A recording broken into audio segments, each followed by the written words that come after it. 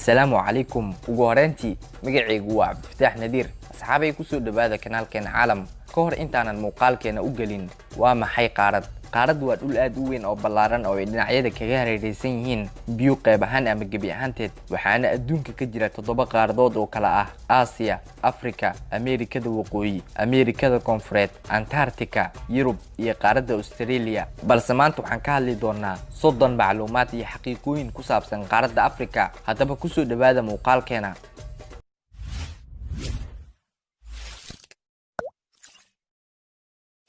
Afrika waa qaaradda labaad ee adduunka ugu weyn dhanka bedka, sidoo kalena waa qaaradda labaad ee ugu dadka badan marka laga soo tago Aasiya. bedka masaaxada ay ku fadhida qaaradda Afrika wuxuu gaaraa 30.3 milyan kiiloomitir laba jibaaran, waxaana jasiiradaha ku yaala qaaradda Afrika ay daboolaan boqolkiiba 6 masaaxada dhulka iyo dhulweyne aan jasiirad ahayn oo daboola boqolkiiba 20 masaaxada guud ee dhulka. dadka ku nool qaaradda Afrika waxay gaaraan 1.3 bilyan oo qof, taasi oo ka dhigaysa inay ka yihiin boqolkiiba 17 dadka ku nool adduunka.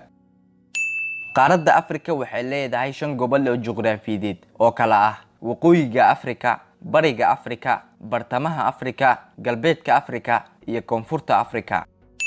badaha ku hareeraysan qaaradda Afrika ayaa kala ah badda Mediterranean-ka oo ka jirta dhanka waqooyi, badda Cas iyo badweynta Hindiya oo ka jira dhanka bari, iyo badweynta Atlantic-da oo ka xigta dhanka galbeed. inkastoo qaaradda Afrika ay aad u weyn tahay, haddana ma lahan dhul xeebeed aad u badan, waxayna xeebta ugu dheer ee dhulweynaha qaaradda Afrika ku taala dalka Soomaaliya, ayadoona uu dhererkeedu uu gaaro 3,333 kiiloomitir. Afrika sidoo kale waxaa lagu magacaabaa hooyada qaaradaha adduunka, waxaana la rumaysan yahay in bini'aadamka asalkiisii hore uu ku noolaa qaaradda Afrika, ayadoona taasi lagu cadeeyo in inta badan lafaha iyo qalfoofta dadkii hore ee dhintay laga helo haraadigood qaaradda Afrika. qoomiyadda lagu magacaabo Bushman ee ku nool Saxaraha Kalahari ee u dhaxaysa Botswana iyo Namibia ayaa waxay yihiin qoomiyad reer baadiyaal ah, kuwaas oo ilaa iyo hadda isticmaala waxyaalihii la isticmaali jiray 44,000 oo sano ka hor. Al-Qarawiyyin waa jaamacadda ugu qadiimsan adduunka, waxay ku taallaa magaalada Fas dalka Morocco ee ku yaala waqooyi galbeed ee qaaradda Afrika, waxaana jaamacaddan la aasaasay 859 miilaadiyada, ayadoona ah mid ilaa iyo waqtigan shaqeysa oo wax lagu barto. qaaradda Afrika waxay xilligan ka kooban tahay 54 wadan oo madax banaan, kuwaas oo ka badan wadamada ku jira qaaradaha kale, waxayna wadamada Afrika kale leeyihiin luqado, dhaqamo iyo taariikho kala duwan. Afrika sidoo kale waxaa ku yaala jasiirado iyo dhulal hoos imaada wadamo kale oo aanan ku jirin qaaradda Afrika, sida magaalooyinka ku yaala dalka Morocco ee Ceuta iyo Melilla oo ay xukunto dalka Spain, jasiiradda Reunion oo ay leedahay Faransiiska, iyo 3 jasiiradood ee kala ah Saint Helena, Ascension iyo Tristan da Cunha oo ay xukunto Britain. jasiiradda Tristan da Cunha waxaa loo aqoonsan yahay jasiiradda ugu fog ee ka go'an deegaanada dhulka, waxayna ku taallaa jasiiraddan meel 2,500 oo kiiloomitir u jirta galbeedka koonfur Afrika. Algeria waa dalka ku fadhiya masaaxada ugu weyn qaaradda Afrika, waxaana bedka Algeria uu gaaraa 2,381,741 kiiloomitir laba jibaaran, waxayna inta badan dadka Algeriaanka ah ay ku nool yihiin waqooyiga wadanka, gaar ahaan goobaha u dhow xeebaha badda Mediterranean-ka, ayadoona koonfurta dalka uu yahay mid saxaro ah. jasiiradda Seychelles waa dalka ugu yar ee ku yaala qaaradda Afrika, waxaana ay ka kooban tahay ku dhawaad 115 jasiiradood oo uu bedka masaaxada wadartooda uu gaarayo 455 kiiloomitir laba jibaaran. Seychelles sidoo kale waa dalka ugu dadka yar qaaradda Afrika, waxaana ku nool 98,350 qof, ayadoona caan ku ah xeebo aad u qurux badan oo loo dalxiis tago. Madagascar waa jasiiradda ugu weyn qaaradda Afrika, sidoo kalena waa jasiiradda afaraad ee ugu weyn adduunka, waxaana masaaxada bedkeeda uu yahay 587,041 kiiloomitir laba jibaaran, ayadoona ku taala koonfurta bari ee xeebaha Afrika, gaar ahaan badweynta Hindiya. Madagascar waxay caan ku tahay lahaanshaha noocyo geedo iyo xayawaano aan laga helin adduunka intiisa kale. Gambia waa dalka ugu yar ee aan jasiirad ahayn ee ku yaala qaaradda Afrika, waxaana masaaxada badkeeda uu gaaraa 11,295 kiiloomitir laba jibaaran. Waana mid ku hareeraysan xuduudiisa dalka Senegal, waxaana dalkan mara webiga Gambia oo uu dhererkiisu gaarayo 1,120 kiiloomitir, wuxuuna biyaha webigan ku shubaa badweynta Atlantikada. dalka aadka u yar ee boqortooyada Lesotho ee ku dhex taala Koonfur Afrika waa dalka kaliya caalamka uu dhulkiisu ka sareeyo 1,000 mitir, waxaana loogu magac daraa boqortooyada cirka. magaalada Lagos ee caasimadda dalka Nigeria waa magaalada ugu weyn ee ugu dadka badan qaaradda Afrika, waxaana ku soo xigaan magaalooyinka Kinshasa iyo Kahira. luuqadda Carabiga waa luuqadda dadka ugu badan ku hadlaan qaaradda Afrika, waxaana ku soo xiga luuqadaha Ingiriiska, Faransiiska, Hawsaha, Berberka, Sawaaxiliga, Boortaqiiska iyo Isbaanishka, ayadoona ay ka jiraan qaaradda oo idil qiyaastii 1,500 ilaa 2,000 oo luuqadood oo la aqoonsan yahay. saxaraha weyn ee Afrika waa lamadeegaanka ugu weyn ee ugu kulul adduunka, waxaana sidoo kale uu yahay lamadeegaanka saddexaad ee ugu weyn adduunka marka laga soo tago lamadeegaanada barafka ah ee Antarctica iyo Arctica. waxaana saxaraha weyn ee Afrika uu ku fadhiyaa badan 9,200,000 oo kiiloomitir laba jibaaran, asigoona ku yaala 11 dal oo qaaradda Afrika ah. buurta ugu dheer qaaradda Afrika waa buurta volkaanada ah ee Kilimanjaro ee ku taala dalka Tanzania, waxaana uu jooga dhererkeeda uu gaaraa 5,895 mitir, taasi oo ka dhigaysa buurta shanaad ee ugu dheer caalamka, ayadoona soo jiidata buurtan Kilimanjaro dalxiisayaasha adduunka.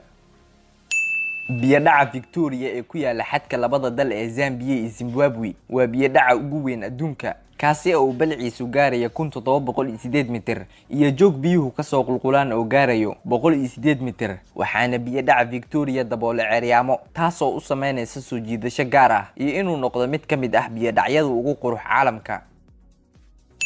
harada ugu weyn Afrika waa harada Victoria, sidoo kalena waa harada saddexaad ee ugu weyn adduunka, waxayna haradan martaa 3 dal oo kala ah Uganda, Tanzania iyo Kenya. masaaxada harada Victoriana waxay gaartaa ku dhawaad 68,800 oo kiiloomitir laba jibaaran, halka gunta ugu hooseysa ee haradan uu gaarayo 83 mitir. webiga ugu dheer adduunka wuxuu ku yaalaa qaaradda Afrika, waana webiga Niil oo dhererkiisu gaarayo 6,650 kiiloomitir, wuxuuna webigan maraa 11 dal oo Afrika ah ka hor inta uusan ku darsamin badda Mediterranean-ka. sidoo kale webiga ugu gunta dheer adduunka waa webiga Congo ee ku yaala qaaradda Afrika, waxaana uu dhererka guntiisa hoose uu gaaraa 230 mitir. sidoo kalena webiga Congo waa webiga labaad ee ugu dheer qaaradda Afrika, wuxuuna dhererkiisa uu gaaraa 4,700 oo kiiloomitir. maroodiga Afrika waa xayawaanka duurjoogta ah ee ugu weyn dhulka, waxaana uu culeyskiisa uu gaaraa 6 ilaa 7 ton, asigoona caba maalinkii 160 litir oo biyo ah, wuxuuna maroodiga Afrika ku nool yahay 37 dal oo ku yaala qaaradda Afrika. balse nasiib xumo, hay'adda WWF oo ah hay'ad caalami ah oo ka hadasha ilaalinta deegaanka iyo xayawaanka ayaa sheegtay in maroodiga Afrika uu wajahayo halis yaraansho ah, taasi oo ay u sababaysay ugaarsiga iyo ka ganacsiga sida sharci darrada ah ee lagu hayo faanta xayawaankan maroodiga. sidoo kalena gariga waa xayawaanka ugu dheer adduunka, wuxuuna ku nool yahay qaaradda Afrika, gaar ahaan dalalka koonfur xigaha saxaraha weyn ee Afrika. dhererka gariga wuxuu gaaraa 14 ilaa 19 feet, waana mid ka mid ah xayawaanada halista ugu jira inay ka dabar go'aan adduunka. 4 ka mid ah 5 xayawaan ee ugu orodka dheer adduunka ee kala ah haramcadka, libaaxa, golcasta iyo lowkisida waxay ku nool yihiin qaaradda Afrika, waxayna dhammaan xayawaanadan ku ordi karaan xawaare ka sareeya 50 mayl saacadii. sidoo kalena waxaa la diiwaangeliyay in haramcadku uu ka ordi karo xawaare ka sareeya 70 mayl saacadii. haddaba taasi waxay ka dhigan tahay in Afrika ay tahay qaaradda ay ku nool yihiin xayawaanada ugu orodka badan uguna halista badan dhulka. Afrika waa qaaradda ay ka dhacaan haajiritaanka ugu weyn dhulka oo ay ka sameeyaan xayawaanada duurjoogta, kaasi oo loo yaqaan haajirida weyn, waxaana ku socdaa haajiridan weyn ku dhawaad 2 milyan oo xayawaano duurjoog ah oo isugu jira sida 260,000 oo dameer farow ah, 470,000 oo deera ah iyo 1,700,000 oo lookisi ah. socdaalka hajiridan waxay sameeyaan xayawaanadan sanad walba wuxuuna ka dhacaa webiga Mara oo ah inta u dhaxaysa seeraha qaranka Serengeti ee ku taala dalka Tanzania iyo goobta kale ee ilaalada qaranka ee Masai Mara ee dalka Kenya waxaana si guud la tilmaamaa in rubac milyan xayawaano ah ay u dhintaan inta ay ku jiraan safarka hajiridood taasi oo ay keentay soo wajida waayitaanka wax ay cunaan iyo in la helo ayagiiba ay xayawaano kale ugaarsadaan dhammaan wadamada qaaradda Afrika waxay ku jiraan ururka midowga Afrika kaasi oo lagu aasaasay magaalada Durban dalka Koonfur Afrika sanadii 2001 xarunta midowga Afrikana waxay ku taalaa caasimadda dalka Itoobiya ee Addis Ababa sanadkii 1986 harada fulkaanada Nyos ee ku taala waqooyi galbeed ee dalka Cameroon ayaa soo saartay qaaca carbon laba oxide kaasi oo dilay 1746 qof iyo 3500 oo xoolo ah waxaana musiibadan dabiiciga ah ee ka dhacday harada Nyos ay ka dhigtay inay ku biirto liiska harooyinka ugu dhimashada badan adduunka sanadkii 1972 wadanka Gabon ee ku yaala galbeedka xeebaha Afrika waxaa laga helay uranium taasi oo la ogaaday inay falgaladeedu ay socdeen boqolaal kun oo sano ka hor waana falgalada nukliyeer ee dabiici ah ee kaliya laga helay adduunka ilaa iyo hadda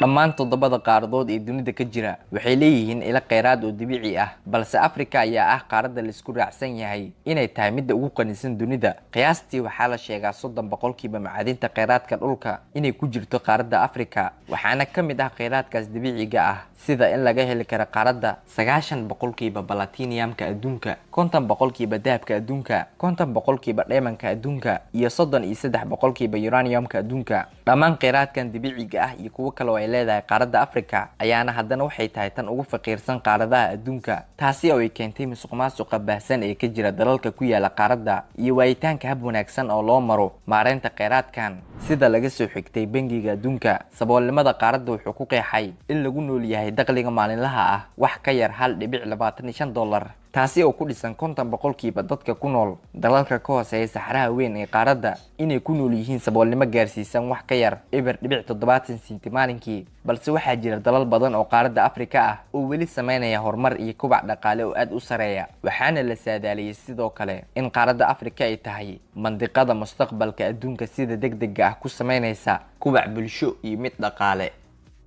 ugu dambeyntiina halkaas waxayna u eeg muuqaalkeeni maanta oo aan ku soo qaadanay 30 macluumaad iyo xaqiiqooyin ku saabsan qaaradda Afrika fadlan hadaad ka hesho muuqaalka like saar kana soo dhiibo fikradaada hana hilmaamin inaad kanaalka caalam subscribe saarto si aad ula socotid muuqaaladeena soo socda wassalaamu calaykum waraxmatullaahi wabarakaatuh